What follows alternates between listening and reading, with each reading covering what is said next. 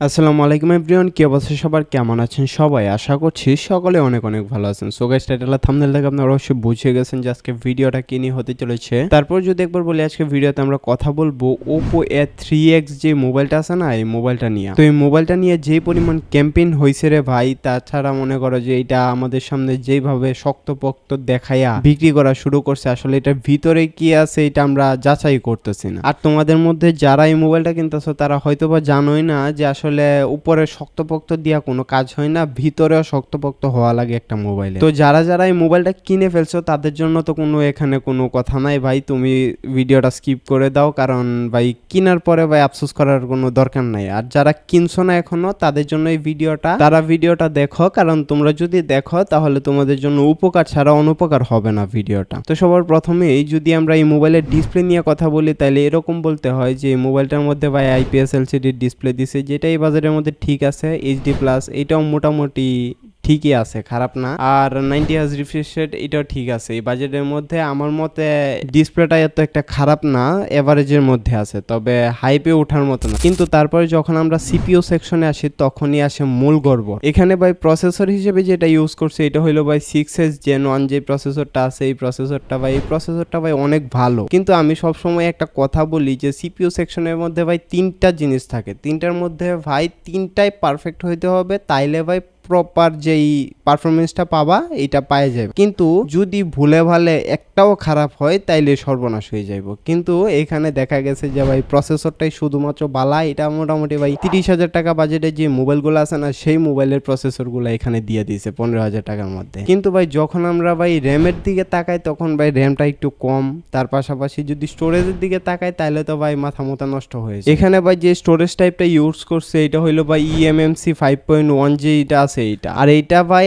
আগেকার যুগে ভাই 7-8 হাজার টাকার মোবাইলের মধ্যে দেওয়া হইতো। তো আমি যেটা বললাম যে 4GB র্যামটাও এত একটা ম্যাটার করে না যতটা ম্যাটার করে স্টোরেজটা ভাই একদম স্পিড কম, যার জন্য তুমি যেই ভাইবা মোবাইল নিতেছো সেই ভাবার কাজ হবে না। তুমি ভাবতেছো যে এত ভালো প্রসেসর আছে, ক্যামেরা খারাপ হোক সমস্যা নাই, তুমি এটা দিয়ে গেম খেলবা, কিন্তু না ভাই স্টোরেজের জন্য তুমি ভাই ঠিক মতো গেমও খেলতে পারবা না। তোমার স্টোরেজের জন্য মনে করে যে স্পিড প্রায় 30 থেকে 40% কম আসবে। তো ভাই CPU সেকশনে এই ঘাবলা আছে, এই ঘাবলাটা দেখে কিনবা। আরেকটা কথা এটা হইলো ভাই, যারা ফ্রি ফায়ার খেলার জন্য এই মোবাইলটা নিবা তারা নিতে পারো, কারণ হইলো ফ্রি ফায়ার খেললে ভাই এই মোবাইলটা সহজে ল্যাগ করবে না, কারণ ভাই স্ন্যাপড্রাগনের প্রসেসরটা মোটামুটি ভালো, তবে স্পিড কম পাইবা আর কি, মানে একদম লো গ্রাফিক্সে খেলতে হইব। তার পাশাপাশি হয়তোবা ফ্রেম ড্রপ অনেক ভালোই দেখতে পাইবা। তো এইটা তো গেল ভাই CPU সেকশন। তারপরে যদি এইটার বিল্ড কোয়ালিটি দেখি তাইলে ভাই আর দেখার প্রয়োজন নাই ভাই, বিল্ড কোয়ালিটি ভাই অস্থির। সেমজনের আমি দেখছি যে সে মনে করেন যে একটা গাড়ি তুলে দিছে এটার ভিতরে, তার মানে বুঝতে পারতেছেন যে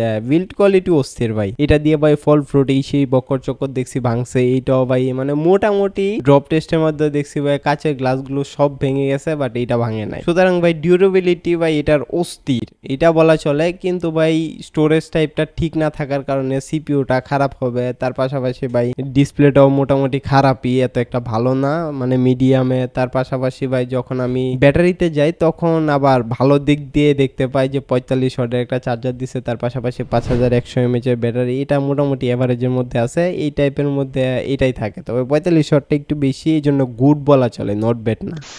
যদি এই মোবাইলটা কিনো তাইলে আমি বলি তোমাদেরকে কি কি স্যাক্রিফাইস করতে হবে।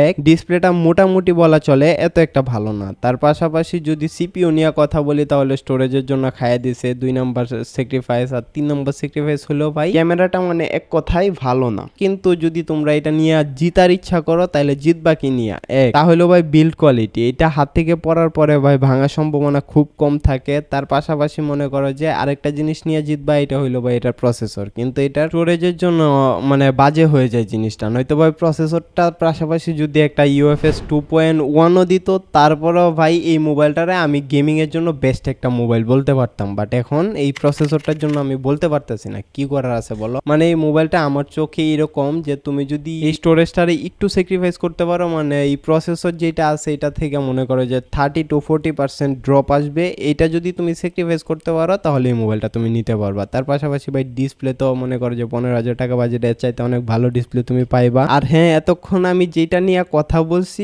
পুরোটাই 15,000 টাকার মোবাইলটা যেটা এইটা নিয়ে। আর যদি তুমি 17,000 টাকা এটার ভিতরে খরচ করতে চাও স্টোরেজের জন্য, তাইলে ভাই কোনো প্রয়োজন নাই এটা নেওয়ার। তুমি Realme 10 আছে, তার পাশাপাশি আরো মোবাইল আছে, ওই মোবাইলগুলো নেও। সেখানে ভাই super AMOLED display, G99 processor, মোটামুটি অনেক ভালো ভালো স্পেসিফিকেশনের মোবাইল তুমি পাওয়া যাবে। কিন্তু ভাই তোমার যদি বাজেট টাইট 15,000 টাকা থাকে, তাহলে হয়তো বা এটা তোমার জন্য বেস্ট একটা অপশন হইতেও পারে। তো আমার মনে হয় আজকের মতো এই পর্যন্ত এই ভিডিওটা। দেখা হচ্ছে পরবর্তী কোনো একটা নতুন ভিডিওতে। আসসালামু আলাইকুম।